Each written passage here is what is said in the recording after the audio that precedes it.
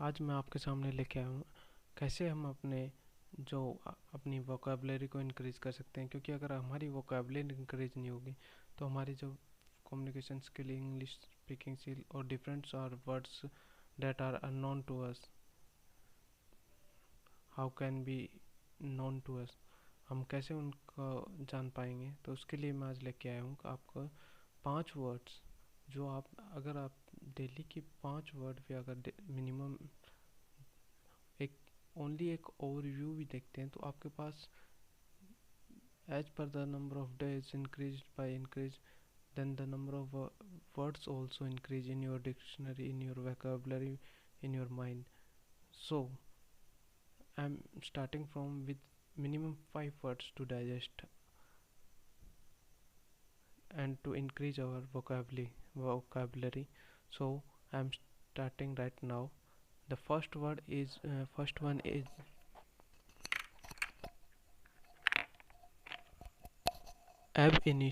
initio. ab initio ab initio is a Latin terms. ये एक Latin term है जो कि 2 वर्ड से कॉम्बिनेशन कॉन्कैटिनेशन होके बनी है। First one is ab. Ab means from, initio means beginning, from the beginning. Then the meaning of the ab initio is, ab initio का हमारा जो मतलब होता है ये होता है फ्रॉम द बिगिनिंग, आरंभ से या शुरुआत से या शुरू से। जैसा कि हम ये ज़्यादातर यूज होता है, it is mostly used in a law. ये एक ला के टर्म में ज़्यादातर यूज होता है। जैसे अगर कोई हमारे पास इंसिडेंट होता है तो हम उसको स्टार्टिंग से डिस्क्राइब करते हैं, but after the court tells to describe, then is called word ab initio. जैसे कोई भी घटना घटित होती है तो उसको आरंभ से शुरू से बताना, उसे कहते हैं हम अब इनिशियो। इंग्लिश में हम वर्ड्स कहते हैं अब initio refers to any incident और event that happen from the beginning, not when the court declared its. बिल्कुल जो as a point of zero to complete, आरंभ से जो बिगिनिंग से होता है उसको हम एब इनिशियो कहते हैं। जैसे कि वॉइड एब इनिशियो, एक टर्म्स आती है वॉइड एब इनिशियो, मीन्स इफ कोई, हम गैस करते हैं कि कोई भी ए कॉन्टैक्ट करता है बी के साथ विद एनी प्रोसेस और अंडर एनी अंडर प्रेशर,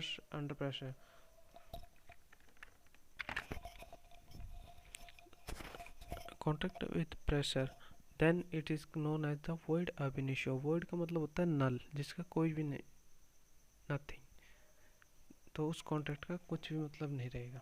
अब नेक्स्ट वन चलते हैं हम ए एब ओरिजिनी, that is ab origine, from the origin. What is the meaning of ab origin?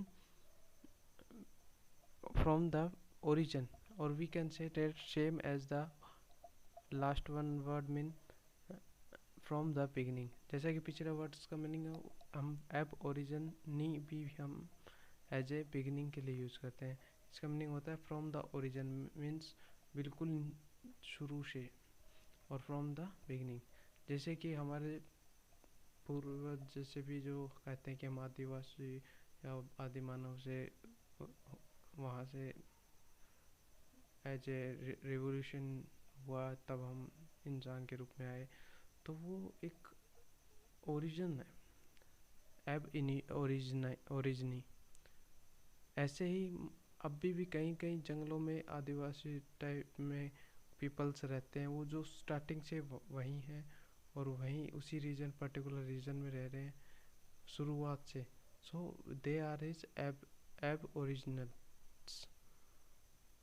ठीक है, इसका एग्जांपल जैसे हम हिंदी में देखते हैं कि जैसे कोई भी व्यक्ति, पौधा या जानवर किसी स्थान पर स्टार्टिंग से मीन्स आरंभ से रह रहा है तो वहाँ का वो आदिवासी है।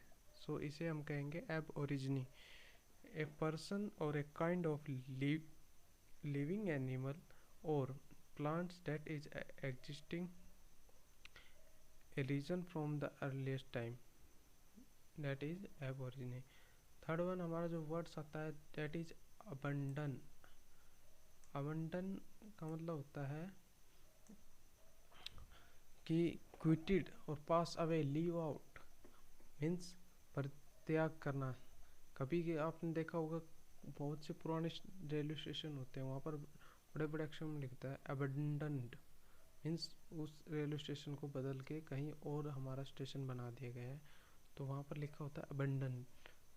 दैट्स मीन इज क्विटेड और पास अवे और लीव आउट, जो कि छोड़ दिया गया है या फिर उसका परित्याग कर दिया गया है। जैसे कि बहुत से लोग अपने लक्ष्य की शुरुआत करते हैं तब तो बहुत ही उसमें सिंसियर कंसंट्रेट से काम करते हैं, बट जैसे जैसे अपने लक्ष्य की तरफ पहुंचते हैं बीच में many problems are inflated, issues were come, बहुत ज़्यादा आ जाते हैं, इस वजह से वो वहीं हार मान लेते हैं, परित्याग कर देते हैं, छोड़ देते हैं अपने लक्ष्य की।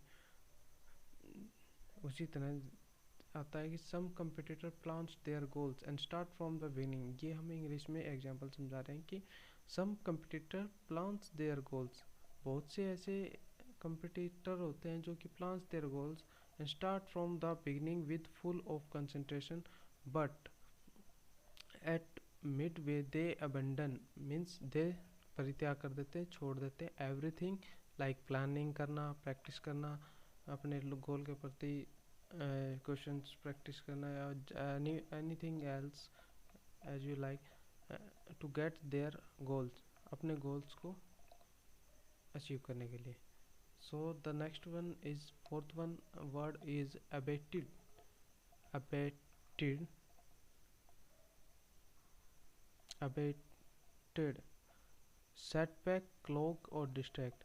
सेटबैक का मतलब होता है टालना, क्लोक का होता है रोकना, और डिस्ट्रैक्ट मीन्स भंग करना। और इस सब का मिलकर होता है कि हमें कोई चीज़ का एंड करना या रिडक्शन, उस चीज़ को समापित कर देना। So the meaning is ending, the ending, reduction, समापित करना या घटा देना। सरकार, जैसे कि इस एग्जांपल लेते हैं कि सरकार कोरोना के फैलाव के चलते हुए सरकार ने इस चीज़ को, इसका कोरोना जो कोविड-19 के जो संक्रमण को रोकने के लिए सरकार ने क्या किया, इसके सबसे बड़ा कारण था कि ये पीपल टू पीपल ट्रांसफ़र होता है। सो उनकी एक चेन को ब्रेक डाउन करने के लिए सबसे पहले सरकार ने क्या किया, bus service, train services, metro services has stop. So means they abetted that services. सरकार ने कोरोना के फैलाव से बचने के लिए सारी बस सर्विस समापित कर दी है। ठीक है, you understand. Next one is आता है in English we can say that due to the increasing number of corona cases of our government has abated, means abated all bus services. अब last one, हमारा last and final हमारा words आता है जो simple सा है, जो हमारी लीगल लैंग्वेजेस में भी यूज़ होता है। ये सब वर्ड्स हमारे जो लीगल वोकेबलरी बोलते हैं उसमें कहीं ना कहीं यूज़ ज़रूर होते हैं। मैं आपको जो वर्ड बताना चाह रहा हूँ वो कॉमनली भी हैं और लीगली भी, लीगल डिक्शनरी में भी यूज़ होते हैं। लीगल टर्म्स के अंदर जैसे हो गया अवेरेंस। अवेरेंस का मतलब होता है इनइक्वालिटी और पार्शियलिटी और रूडनेस, मीन्स विषमता और अपसरण। जैसे कि हम देखते हैं सभी लोगों के अपने अपने फिंगरप्रिंट्स अलग डिफरेंट होते हैं, उसमें विषमता होती है। फेसेस होते हैं, उनके जो लुकिंग स्टाइल होता है वो अलग होता है, कोई ना कोई तो उसमें भिन्नता होगी, विषमता होगी। हर एक बंदे के दूसरे बंदे से, दूसरे इंसान से उसके फेस में कोई ना कोई तो ऐसा विषमता होगी या विभिन्नता होगी, तो उसे हम क्या कहते हैं, एबरेंस। समझ में आया। जैसे सभी लोग के चेहरे पर कोई ना कोई विषमता रहती है। All people has aberrance on their face from the other one.